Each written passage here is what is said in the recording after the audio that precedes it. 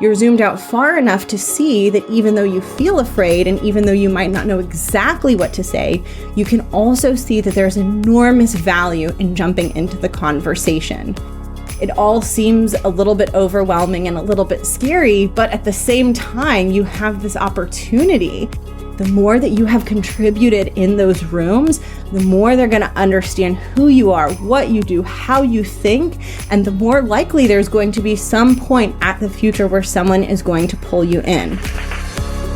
Welcome to The Art of Speaking Up, a podcast that helps professional women access the limitless potential that lies within them. I'm your host, Jessica Guzik. And my mission is to help you find that spark inside you that has the power to transform your career in ways you may not have thought possible. I'm so excited that you're here. And now, on to the show.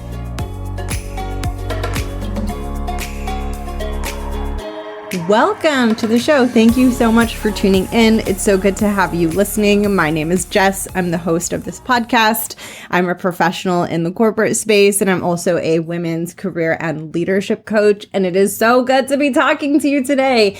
And today's episode is all about meetings and all about finding the courage to bring your voice out when you are in a meeting and you're surrounded with people who have more experience than you.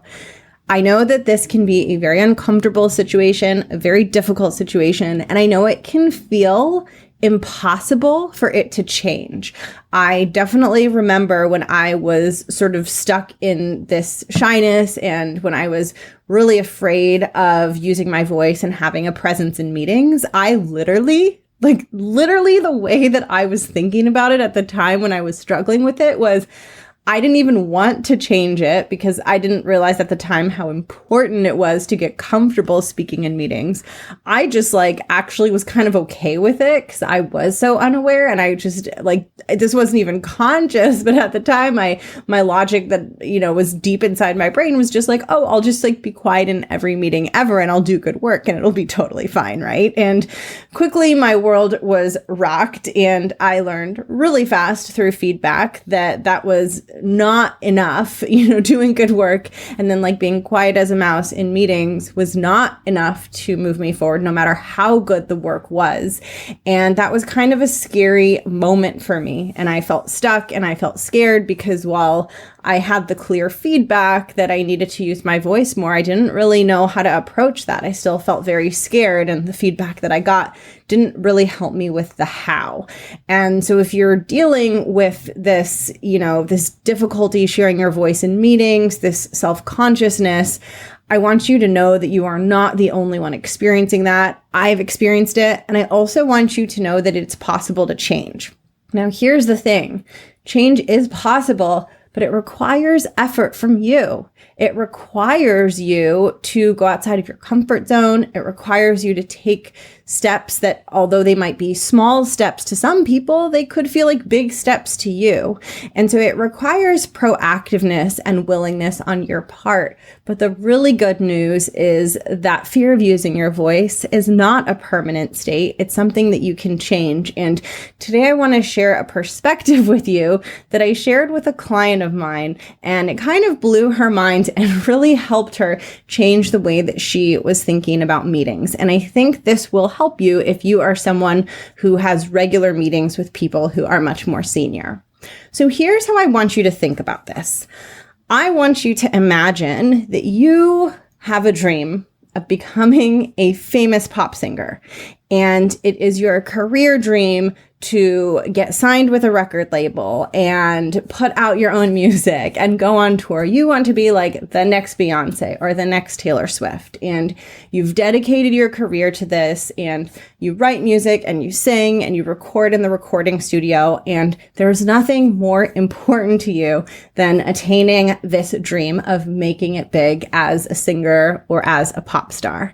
And I want you to imagine that every week or every so often you go into a recording studio to record your music, and you go in there and you sing, and maybe there's like a producer in there working with you. But as part of what you're building, you go in and you spend that time singing.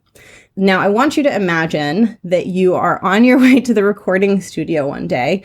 You're getting ready to do some of the usual work that you do in there. You're getting ready to sing, getting ready to record new tracks, new songs. And you arrive at the recording studio and you walk in and you see Beyonce there. Or insert any pop star that you love and that you admire. And you see this person there and you're like, oh my gosh, like what are they doing there? And you are simultaneously feeling like really starstruck and excited, but also really, really scared. And I want you to imagine that Beyonce in this recording studio is offering to listen to you sing and is offering to give you feedback. And in that moment, you feel very, very terrified because you're newer to this career. It's not something that you've done for a while, and you are nowhere near the level that she's at. And so this feels really, really scary. And you have all kinds of thoughts about what she'll think of you and how she's so good. And it all seems a little bit overwhelming and a little bit scary. But at the same time, you have this opportunity to get this guidance and have this person who like represents your dream and represents what you're trying to become. You have this person willing to help you, right? And so in that moment, you have to make a decision. Are you willing to make yourself vulnerable? And are you willing to make a trade-off and do something a little bit scary to get this incredible gift of guidance and mentorship from this person who you so admire? And once that time in the recording studio is up, you don't know if she's ever going to appear again. You don't know the next time you're going to have this opportunity. And so if you care about your career as a pop star and your development and just the richness of your life experiences, if you care about those things more than you care about avoiding your feelings of fear or avoiding taking a risk or avoiding being vulnerable in front of another person, if you care about your goals and your dreams more, you're going to use that precious time and you're going to seize that opportunity. And rather than focusing on how scary and intimidating it is, you're going to recognize that even though, yes, it might feel scary, it's going to do something incredible for your career that you can never replicate again. You only have that moment and you only have that one opportunity to get this guidance and to have Beyonce listening to you and engaging with you and helping you. And in that situation, you're still scared.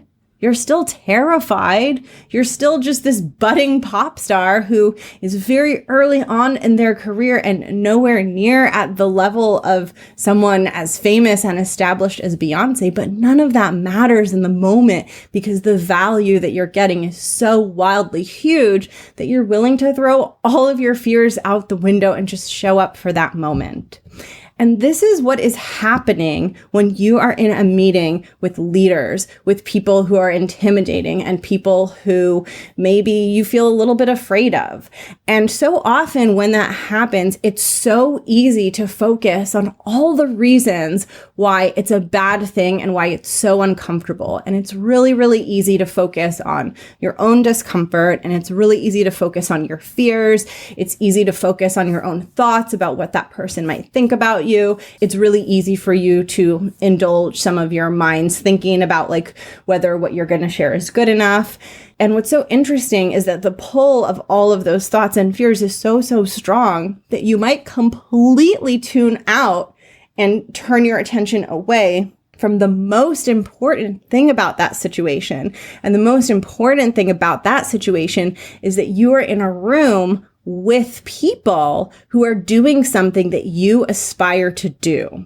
And not only are you in a room with them, which means you get to learn from them and watch them and observe them, but you have the opportunity to engage with them. And when you engage with them in conversation and they engage back, that is some of the best career development and the best professional development you will get, even if your ideas aren't perfect, because it's not about you showing up for these people and delivering the perfect thing to them. It's about you engaging in an exchange and learning what it's like to be part of that conversation and getting feedback on your ideas and your thought processes, and getting that feedback from people who have been doing this for longer than you have and who can really guide you and help you think at a sharper and more critical level. But you can only experience that if you join in the conversation. And it's so interesting because when you're sitting in these meetings, your brain will often forget that or turn away from that completely and think that there's just a whole bunch of downside, and think that it's better to stay quiet, because if you stay quiet, then you don't have to worry about sounding stupid or people judging you or not looking good in that situation. But what your brain is going to fail to account for is all of the downside of not engaging in the conversation and all of the growth that gets missed out on. And this example of going to this recording studio and seeing Beyonce there and then deciding if you're going to sing in front of her and get her feedback is so helpful, because it really reminds you that you're in that room for a reason and that you're in your role for a purpose. And it's not just about that meeting, and it's not just about the fact that you feel scared to show up and speak up in that meeting, but it's about what that meeting represents in the context of your career and your goals and your dreams. And when you step back and see the bigger picture, while it's true that your fears are still there, and while you will still feel afraid, just like you would feel afraid if you had to sing in front of Beyonce, while that is all true, you're zoomed out far enough to also see that that's not the complete picture. You're zoomed out far enough to see that even though you feel afraid, and even though you might not know exactly what to say, you can also see that there's enormous value in jumping into the conversation, because you get to be part of an exchange or a building of an ideas or a problem-solving session with people who are really, really good at what you are trying to get good at, and people who have been through many more things than you've been through and can really help you grow and develop faster. And when you put your ideas out there for other people to engage with and to respond to, it elevates your thinking. Just like singing for Beyonce and getting her feedback on what you should do differently or what you should do better will make you a better singer.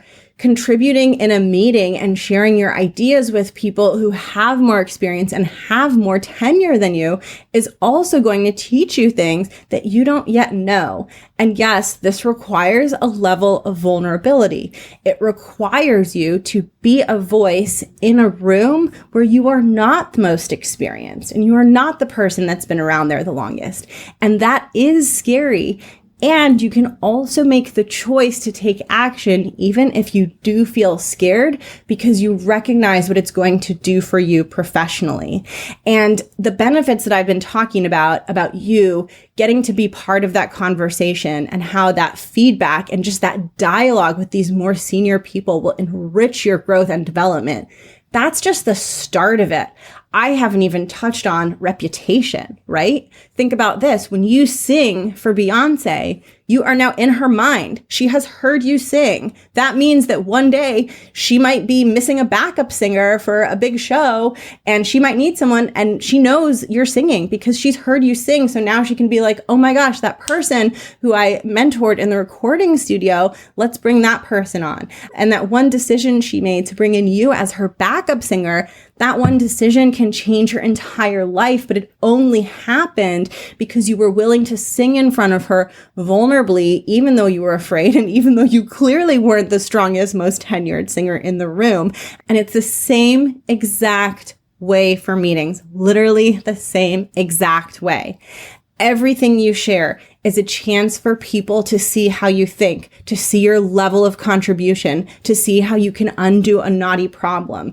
And I know that you have good ideas, and I know that you have a lot of fears that your ideas aren't good enough, but I'm here to tell you that the level of intellect and the level of thinking that you're able to do is really, really high. And the way that you know this is true is that you've done really well in your job, most likely. It's just that you struggle in meetings. and you make that struggle mean that your ideas aren't good, but really it just means that it's a new and unfamiliar situation. But when you are able to share things with people around you, they begin to understand where your strengths are and what it is you're good at.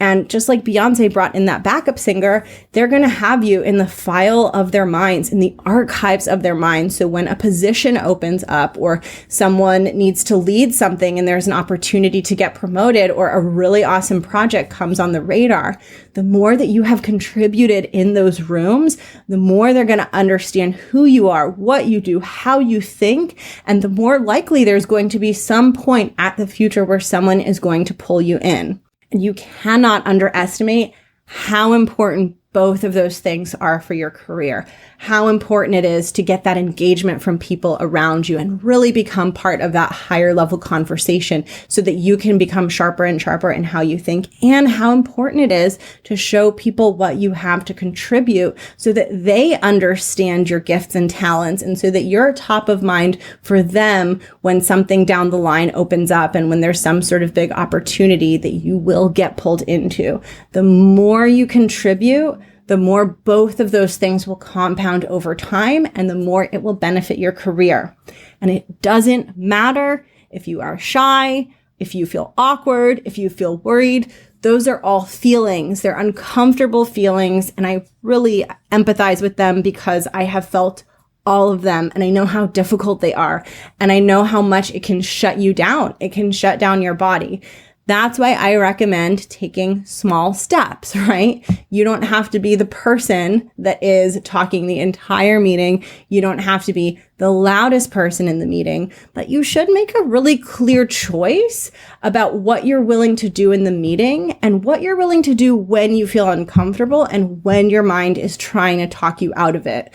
And the best time to make that decision is before meetings happen. It's not good to just come into the meeting and be like, okay, I'll see how I feel. And if I feel like contributing and if I feel confident and powerful, then I'll contribute.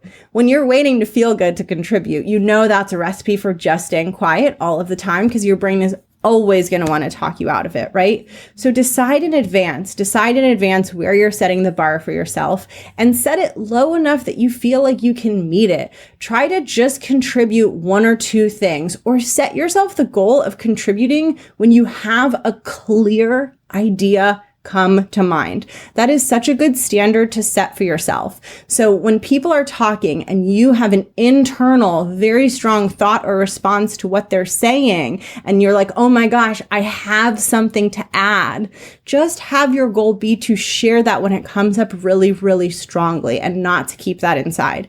And by the way, that idea coming up really strongly is a sign that there's something really important there and something that people need to know. And I know that you know this is true because I know that this happens to you and then you hear someone else share your idea and then you get frustrated that they shared it. But here's the truth. That person shared it, right? So you almost have to, you can't get mad at them. Like you can get mad at someone for like interrupting you and talking over you and blah, blah, blah. But you can't get mad at someone for sharing something that was in your head that you decided not to share. Do you see what I'm saying? Like if you didn't share it, you didn't share it, right? So your first step in this direction can be just to share the really potent ideas, the ones that are like, oh my gosh, I really want to contribute this. Those are the easiest ones for you to share because they feel the most true. They feel the strongest. They have the most gravitational pull for you to want to share them because they truly are important.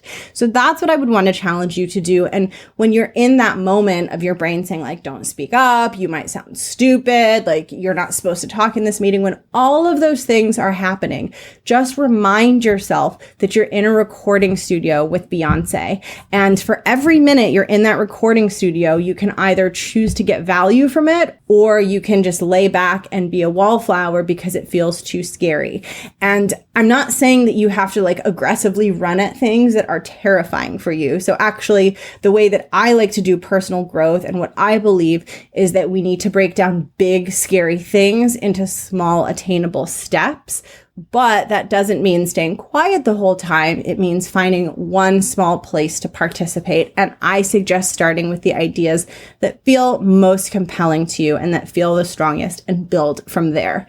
If you start with just one or two contributions, over time, you'll get more and more comfortable, and it'll be less about contributing once or twice, and it'll become more about joining in the conversation and just fluidly and organically participating.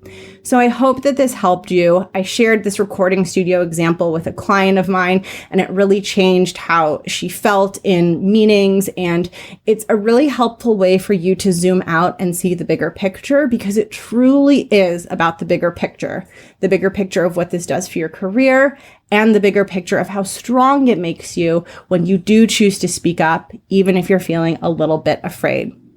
So I hope this helped. Please feel free to reach out to me at any time. And if you want more of this, join the Facebook group. It's called The Art of Speaking Up. I'll link it below. And this month, for the month of February, I'm doing some free video trainings in there on stage fright. And stage fright is definitely part of this equation of finding your voice in meetings, because it affects your physical body, which makes it hard to concentrate and can cause you to feel nervous or panicky. And so it's definitely really, really helpful to address that and try to shrink that over time. And if you experience it, you're like, yes, I know. Trust me, I know, right? It's a really hard thing to deal with. But if you want more help with it, then come into the Facebook group this month and you can watch some of my videos on that topic. I will link that below. And if you want personalized guidance from me one-on-one, I would love to connect with you. You can reach out to me at anytime via email or Instagram to say hi. And you can also check out my coaching website, jessguzikcoaching.com. The majority of the work that I do is focused on confidence and presence in meetings. And the way that I do executive presence is finding what feels authentic to you. There's a lot of stuff out there in the world that tells women that executive presence has to look like loud and gruff and like really masculine. And that is not how I roll. I believe your most powerful voice is your true, authentic voice. And so much of the work I do is centered around helping you shrink those fears and manage those fears so that your voice can come out and so that you can figure out what your authentic voice sounds like and feels like. Step one is mitigating the fear and helping get yourself to neutral so that it doesn't feel so overwhelming to jump into the conversation. And then step two is, once you've consistently been able to show up and feel pretty good in meetings, then it's about becoming more and more effective and powerful, but in a way that is really genuine to you. So that is a really big focus of the one-on-one work that I do. And if that's something that you are interested in working on, I will link my website below, and feel free to reach out to me at any time.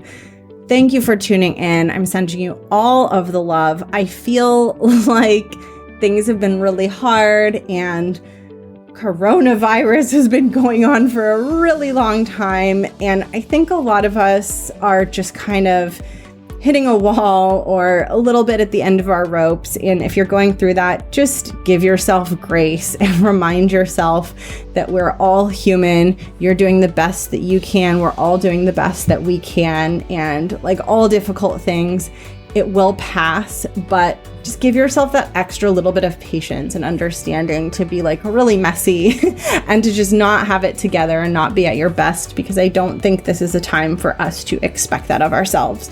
So I hope you can give yourself grace. And with that, I'm going to close this out. It's been so wonderful to connect with you. I hope that you're doing well. I hope that when you're in the room with Beyonce, you can sing with reckless abandon. I'm excited to catch you next week. I've got another interview coming up. And with that, I'm going to sign off and we'll talk soon. Mwah. Bye.